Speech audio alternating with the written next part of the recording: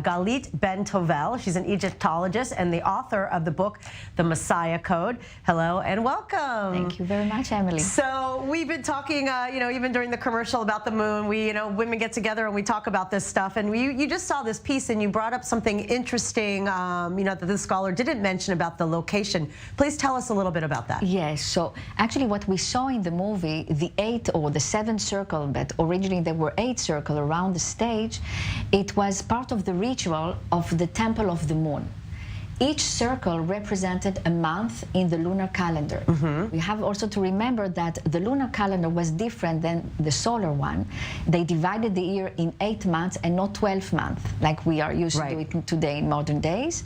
So each circle represented 1 month in the lunar calendar, and each one of them was also divided in 4 for the 4 weeks that were part of the month. And so the beautiful thing that we see in Bet Yerach, that we have a vivid testimony that priestess of the moon stayed here in Canaan, in Israel, next to the Kinneret, and it brings us back to a very old practice of the moon wisdom that were associated mainly with women, priestess women.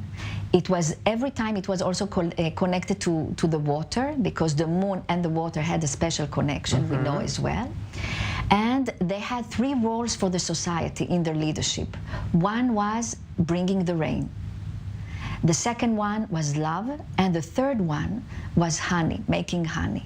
Wow. Now, when you say why honey, love, and rain, because everything was connected to the philosophy that said that women is responsible not only for her tribe, but also for humankind, also for nature, and every creature that is in this planet.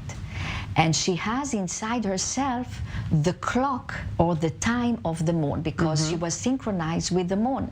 Her menstrual period, her pregnancy, everything was connected with the moon, which means that she's the one that had to lead humanity, had to lead society, because she knows what and when is the right time to do anything. Exactly, and the moon also associated with intuition, and why we say we have, women's intuition. And another thing we know, listen, the Hebrew calendar is based on the lunar calendar. Exactly. You talk about Rosh Chodesh, and looking back in ancient times, it was really, those were ceremonies that were also kept by the women, in our, the Hebrew biblical characters as well. We're observing Rosh Chodesh as well. Definitely. Correct? We also even have a prayer. We say Birkat HaLevana. It's the prayer that we say in every beginning of the month, and we are praying for the moon. Okay? So lots of these rituals that were associated with women and with priestess around 3000 BC were transferred to men. So let's continue this conversation after the break, but so interesting. We will be right back